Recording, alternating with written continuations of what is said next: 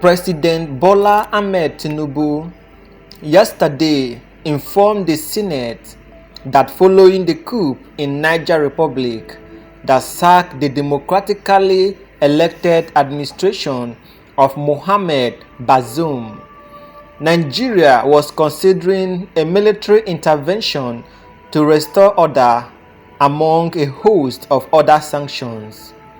This was as the Chief of Defense Staff of Ecowas region have, after a two-day marathon meeting on the political crisis rocking Niger Republic, unanimously vowed to ensure that Niger Republic and other countries in the region tread a path of democracy, peace, and stability.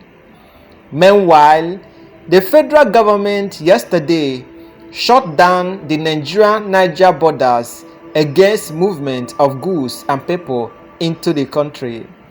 The Nigeria Customs Service also disclosed yesterday that its personnel have commenced strict compliance of the closure of the Nigeria-Niger Republic border in Katsina State. President Bola Ahmed Tinubu stated that the sanctions were part of the resolutions of the emergency meeting by Ecowas in Abuja last Sunday, during which far-reaching decisions were taken.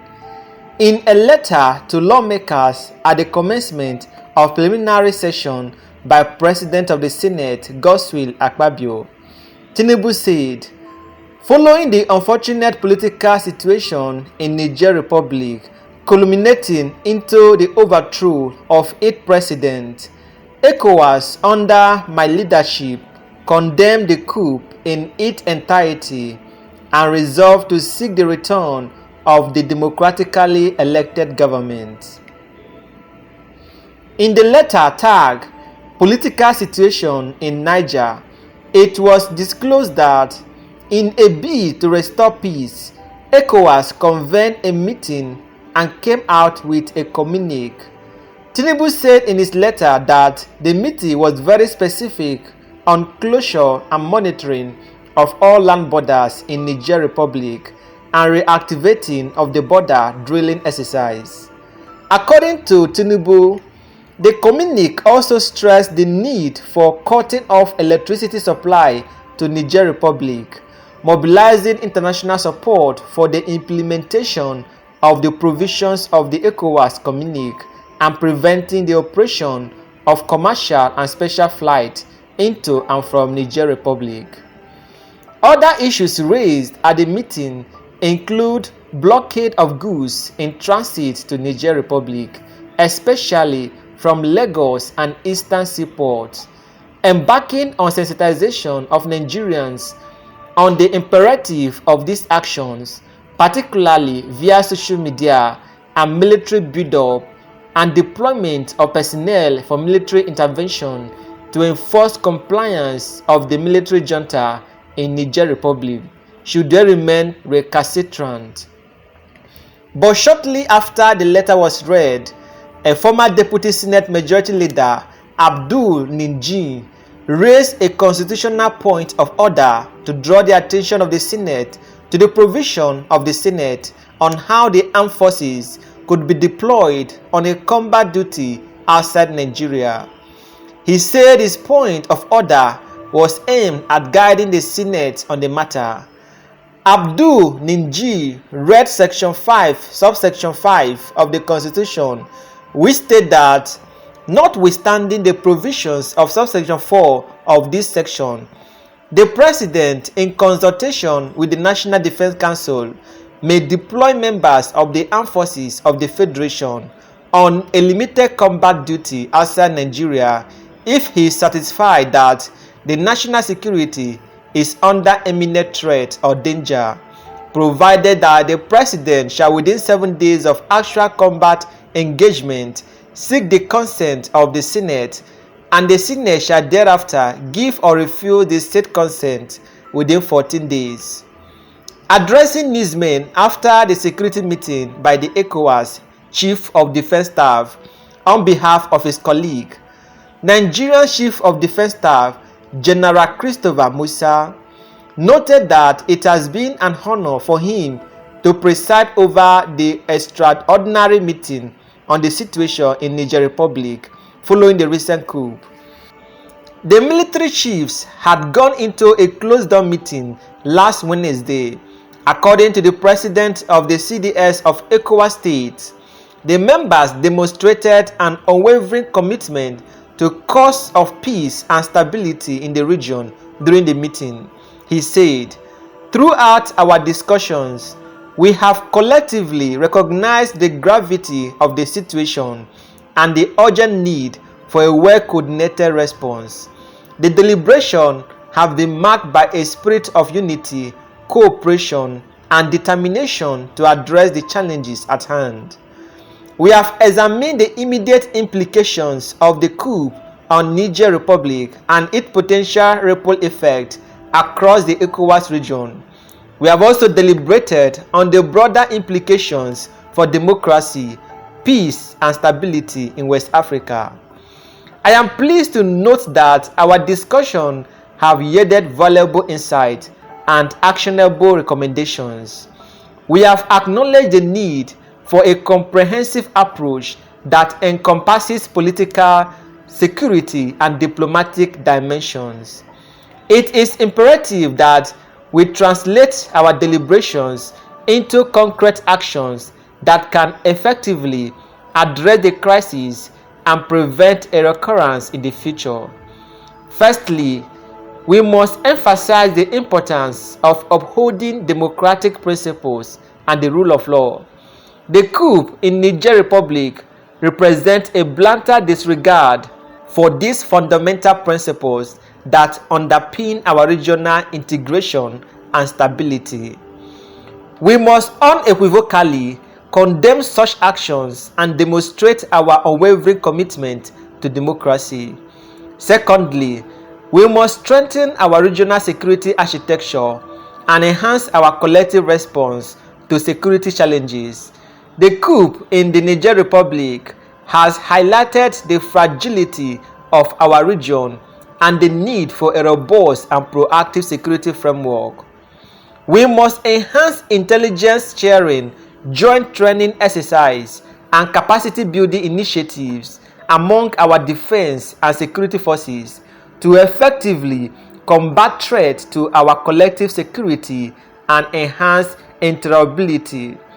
Thirdly, we must intensify our diplomatic efforts to engage with all relevant stakeholders. Dialogue and negotiations should be at the forefront of our approach in resolving the crisis in the Republic of Niger. We must engage with the transitional authorities, civil society organizations, and other key actions to foster an inclusive and peaceful transition process. However, it is crucial to recognize that the success of our deliberations depend on the implementations of the recommendations we have formulated. We must ensure that the decisions taken here today are not mere rhetorical but are transformed into tangible actions on the ground. To this end, I call upon each member state to take ownership of the agreed upon measures and work diligently to implement them towards finding solutions to the situation in the Republic of Niger. We must also strengthen our coordination mechanism within the Ecowas framework. The Ecowas Committee of Chiefs of Defense Staff should continue to serve as a platform for regular engagement, information sharing, and joint planning. We must leverage our collective expertise and resources to address emerging security challenges promptly. Let us remember that the success of this meeting will not be measured by the words spoken here today, but by the actions we take tomorrow and in the days to come. Let us seize this opportunity to make a lasting impact and ensure that the Niger Republic and the entire ECOWAS region can progress on the path of democracy, peace, and stability. I urge all to prioritize the implementation of the recommendations that have been put forth during our deliberations. This requires a concerted effort and a sense of urgency. We must allocate the necessary resources, engage relevant stakeholders, and monitor progress to ensure that our decisions have a tangible impact on the ground. Addressing the military generals, Permanent Secretary, Military of Defense, Dr. Abubakar Kana said, "I must commend all the CDS for yielding to our call for this meeting. Thank you for accepting to work together in the interest of Ecowas. Nigeria, through the leadership of Bola Ahmed Tinubu, is working to ensure democracy. Military option is the last option. We are waiting for the call from CNC to move, and armed forces shall move. Military is ready to respond.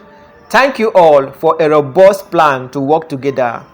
While announcing the closure of Ilela border in Sokoto State, Acting Comptroller General of Custom Bashir Adewale Adenini, who was personally at the border to enforce the directives of the president, said the action was a sanction following the overthrow of a democratically elected government in Niger Republic. He said the exercise was not meant to infuse hardship on Nigerians.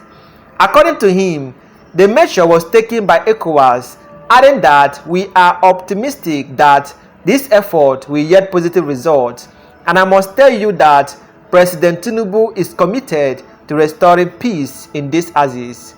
The custom boss, who was also at the Magama border, are stationed in Jibia local government area of Katsina State to ensure compliance, said though trade between the two countries was important, the security situation in Niger Republic made the move inevitable. He added that the decision was taken in the interest of peace and stability between the two countries, saying that the NCS would embark on sensitizations of communities living at the border areas.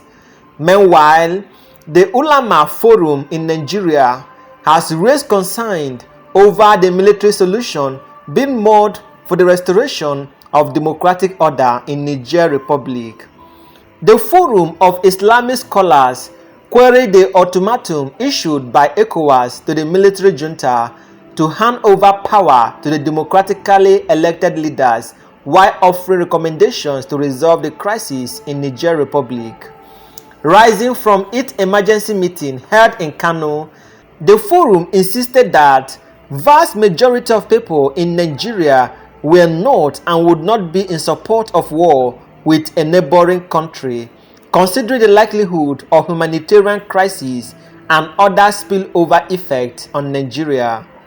Although the forum condemned the coup in Niger Republic and other francophone countries in West Africa, the ulama said the preference for democracy and eight principles, as well as the choice for good governance, must strictly be respected. In a letter signed by 25 members of the forum and made available to journalists in Kano, they insisted that the federal government and by extension the Ecowas should retract from treading the undemocratic path of issuing threat as solution to the unfortunate development.